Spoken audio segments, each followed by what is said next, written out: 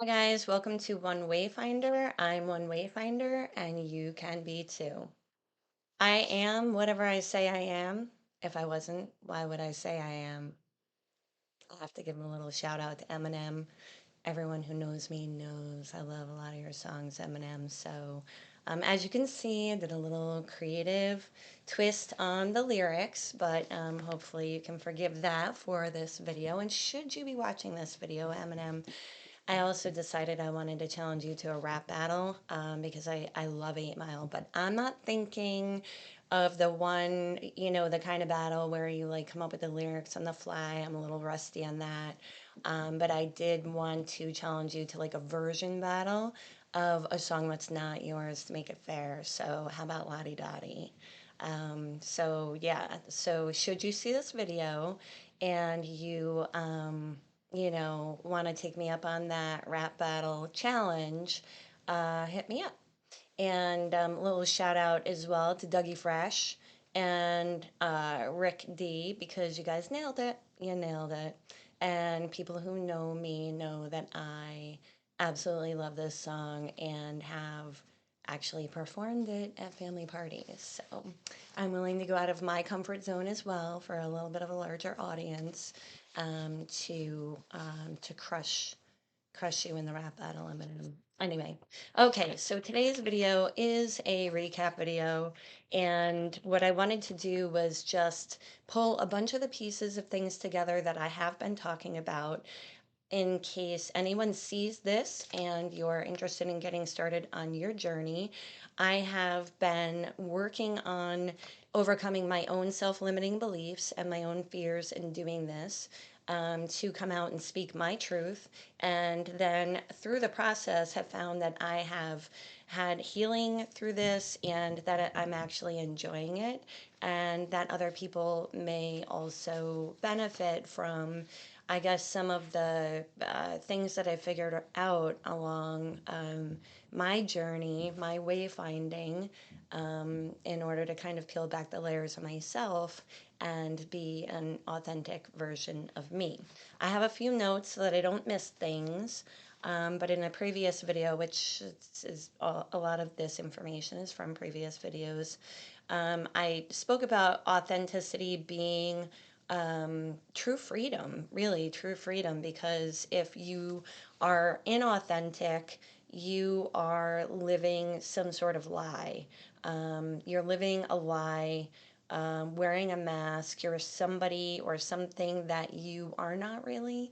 And that's actually pretty hard to keep up with, right?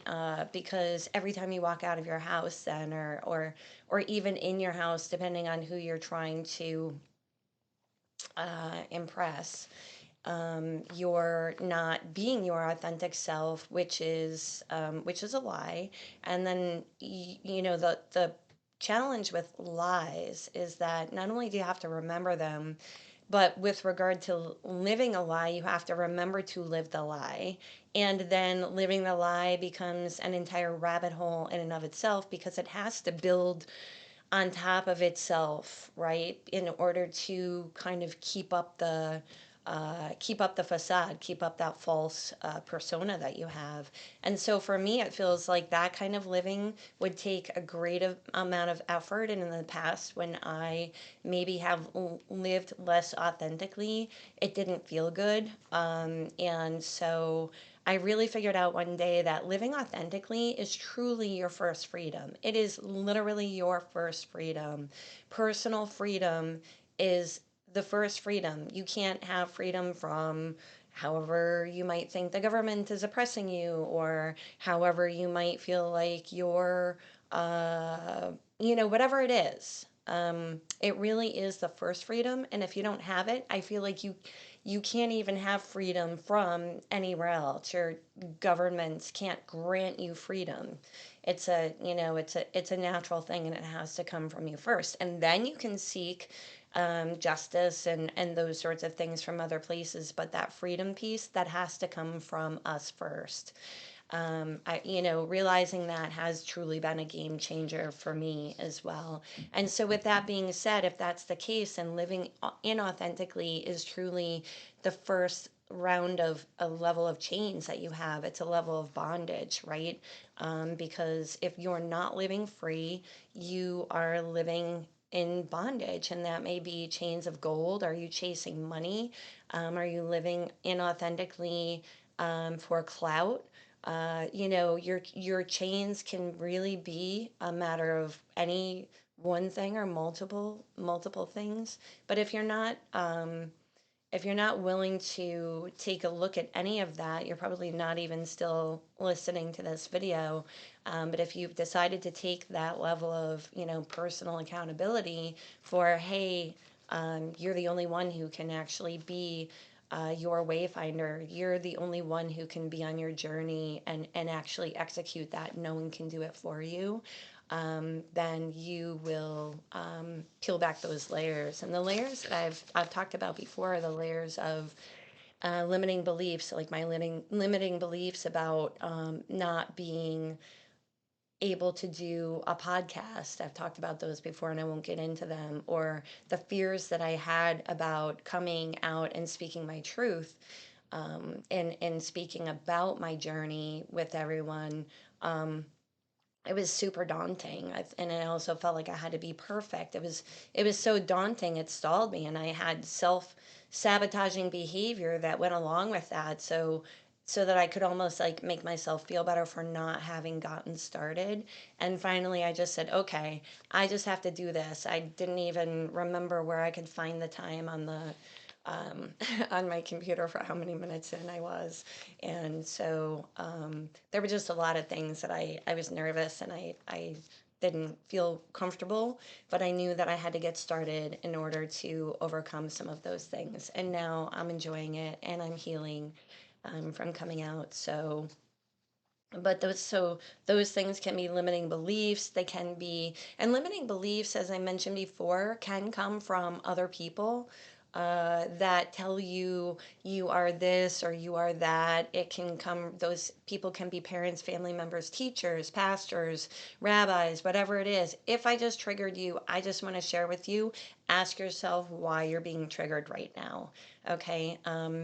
Because anytime I trigger you, that's part of the journey. Check out and think to yourself, why does that trigger me? Is there something important there that I should be taking a look at? And then also the context for other people. The way that people perceive the world is based on the context of what they've understood the world to be. And then they share those things with us. And they may not actually be true for us, but because they've shared them with us, and then we kind of take that and use that as a lens that we look at ourselves with, we can come up with some things that aren't really true. Now, mind you, some of those things may be sort of nuggets of wisdom, and I'm all for trying to get nuggets of wisdom so that we don't have to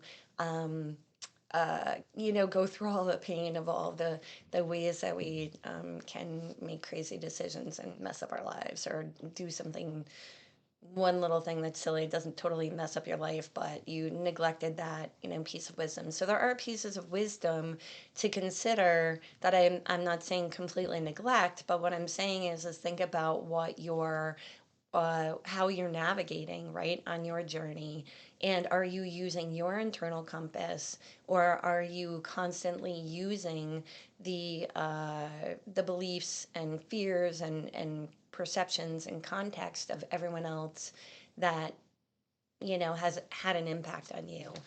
So that evaluation is really important. And what is actually driving you, and what are you attached to? So if you're driven by things that are outside of you, that make you do a job that you don't like, or make you behave, in some kind of way in front of people that isn't really truly who you are, think about it. Ask yourself that question. So, what happens when you decide to get on your journey and you decide to be a wayfinder with me, sort of in parallel, right? You do things like look at what makes you happy. And I'm breaking this down because it doesn't have to be a whole thing. It's just a daily sort of consideration for yourself so that you can peel back those layers. And it's just, it can take time over time, and it will. It's a daily thing, but it does not have to be a daunting task for you to begin to do this. So just look at those things like what makes you happy, what makes you tick, what intrigues you, what resonates with you. I'll give you an example of what resonates with me. Something that came up recently um, that I haven't given yet is the song Green Sleeves. And I don't know if anyone's heard it. And it's without the lyrics. And I played it when I was in like fifth grade. As a solo, I played the violin, and there was just something so captivating about this song with me, and I just practiced it over and over, and I think I pretty much nailed it at the concert. I'm pretty proud of that. But anyway, I don't know why. Another one is Edelweiss, but I just haven't. So again, it could be random things to think like, why? Why does that intrigue me, or whatever? It doesn't matter, but it's not daunting when you realize you can just take baby steps. Another big one is what triggers you. So if you have beliefs around your schooling, your education, your religion, your this and that, and someone says something or I say something that triggers you, I'm just going to request that you ask yourself why, and then consider that as you're driving on your way to work. Pay attention to the road and also consider why you were triggered. So I really do believe that freedom starts with every single one of us. It's a personal accountability situation. So I would say free your life. Um, you know, make it and keep it yours. Free your mind, make it and keep it yours. And free your heart, make it and keep it yours. And as I've mentioned before, I have found more peace and harmony in my life by taking these steps. And I'm hopeful that someone, maybe even Eminem, sees this video and starts to take some of these steps on your journey as well, because everyone can.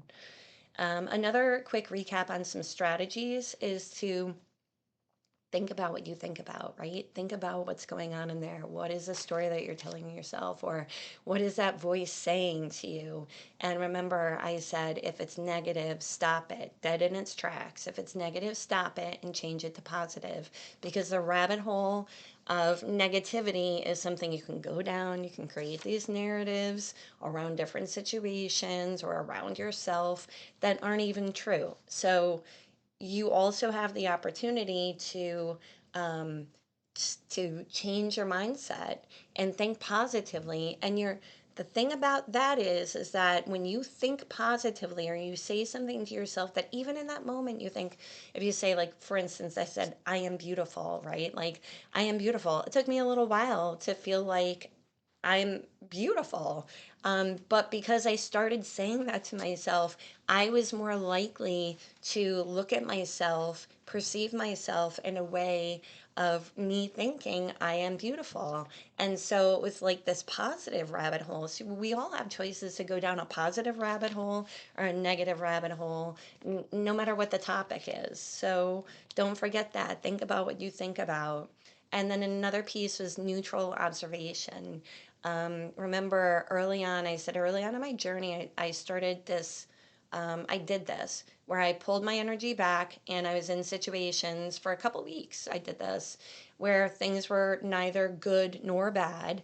And it was just information at that point, right? Because if you're not, as I mentioned, like, we're all energetic beings. And if you pull your energy back, you're able to kind of see the energy that's going on in different situations a bit better. And I called those clean data points, and they were very useful for me. So anytime you're wondering what's going on with a situation, you can always pull your energy back and ask yourself, um, just say, like, tell yourself, I'm not going to gauge anything as good or bad. I'm just going to take a look at this and see what comes from it. And you may or you may not like it. You don't have to use all the strategies. That's fine. Don't forget, emotions are energy in motion. I heard that before, and I think it's really interesting to keep in mind. And so that's for everyone to keep in mind for themselves, and then also the energy that you're around, right? So if you're If people are being very negatively, emotionally um, impactful on you, pay attention to that. And the same thing can happen. There can be very positive emotional impacts. It's not always negative. But, pay attention to things, pay attention to situations and see how they make you feel, because how you feel is actually a really important part of your compass and navigating through this entire journey.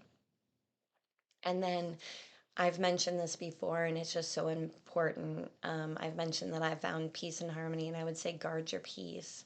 And we talked about having boundaries, and then so being willing to cut people out. You guys might have just heard the dogs. It's Captain Butt Sniffer and Dumpster Dog at it again.